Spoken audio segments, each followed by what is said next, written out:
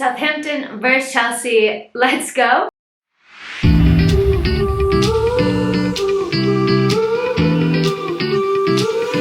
Hey guys, welcome back to another match preview. First off, I just wanted to apologize for not being able to make a complete match review video. I did post some content. There's one with Luis Miguel Echegaray from the Que Golazo podcast, and we did a holistic UCL recap, but there's plenty on Chelsea. So if you're looking for something, definitely check that out. I also posted a little snippet on Instagram. I was feeling super ill from like Tuesday evening until Thursday morning, so I just wasn't able to post a review, and I work full time, so I just didn't have the time to be able to do it, but I am taking next week off, so I'll be able to cover all of the Champions League content next week. And now we have a Premier League game to look forward to, sandwiched between these two UCL matches, and I think it's going to be an interesting one to see how Thomas Tuchel approaches this game given everything that has happened. Let's get into it. Going into this game, it's hard. It's sandwiched between two UCL ties. I honestly feel like we're a bit out of it at this point. If we didn't concede the third goal, and if it was just a 1-goal difference, I would be totally still pumped. But it just feels like 2 goals at the Bernabeu is a big ask, and it's not impossible by any means. Going to have a lot of coverage of that game, of course, but let's take a look at this Southampton game. And I'm kind of talking about the Real Madrid game because I'm thinking about how Thomas Tuchel might rotate these players, because I do think we're going to maybe see some rested, maybe some even give it some game time to wipe off a bit of the rust that they might feel. First, let's talk about what Thomas Tuchel said in his press conference. He addressed the fact that this is very unusual and unlikely for Chelsea. They've been analyzing the games that Chelsea have conceded 7 goals at home in 2 matches, which just does not usually happen, that the defense usually is a lot sharper and in better positions. And he said that the team had a meeting where they were just talking about this, and that he was saying how he felt as well as how the players are feeling. So he said, I feel very involved in a development like this. We don't point fingers and we don't look for people that are guilty. We are in this together. We needed to point out some things in our game that we are not happy with and where we could have defended and done better.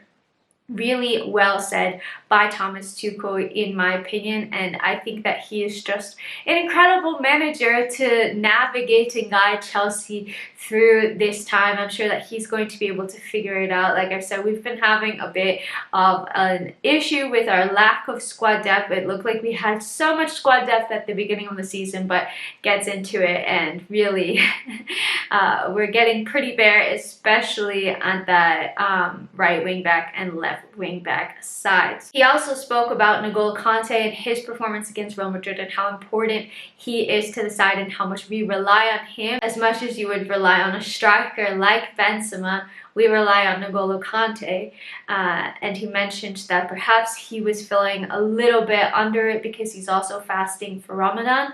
I can't even imagine playing a Champions League match fasting. That is incredible. Here's what he said about N'Golo Kante. He's used to it, but yeah, maybe it's also part of the explanation why we had the feeling he's not on his highest level if you compare how much of an influence he was in the last campaign against Real Madrid. This is also nothing to be ashamed of or feel sorry for. This is a key player with unique qualities. We try to push him, try to help him, because we know what we have when he is on the pitch. I hadn't realized at that game that N'Golo Kante had been fasting.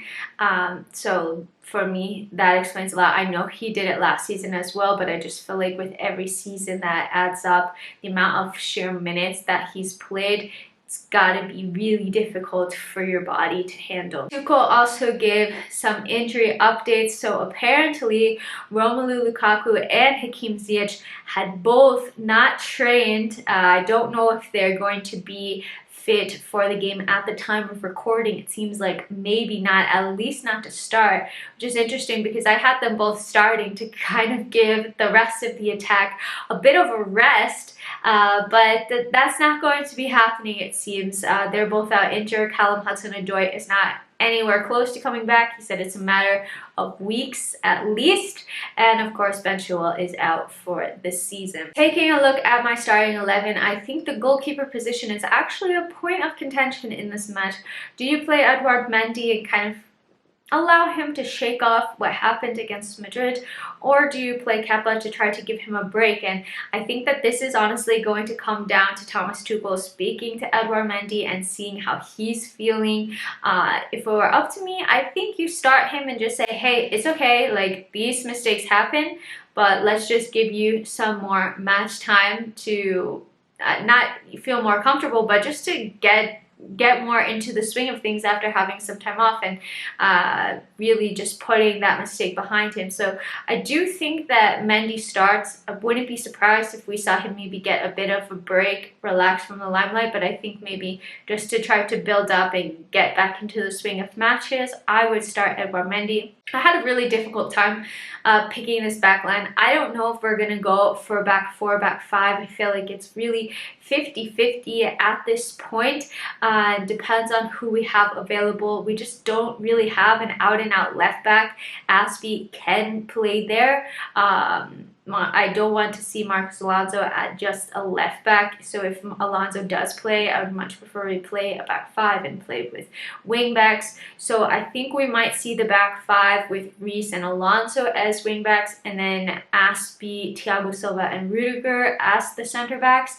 That's what I'm predicting. We could potentially also just see a back four with Reece, Thiago Silva, Rudiger, and Aspie or Alonso at left back.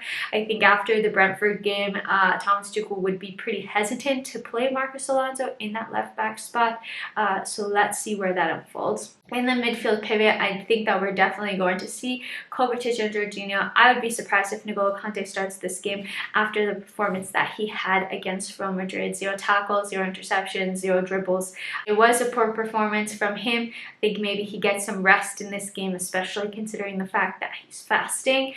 So I personally would go for Kovac and Georgie. And then up front, like I said, before I read about Thomas Tuchel's press conference, I thought that Lukaku and Ziyech would play to maybe rest some of the players that had started against Real Madrid, but that doesn't seem like that's an opportunity. So there's really 4 players available for 3 spots. You have Timo, Havertz, Pulisic, and Mount, and I don't think really anybody else is available. I don't think I'm missing anybody.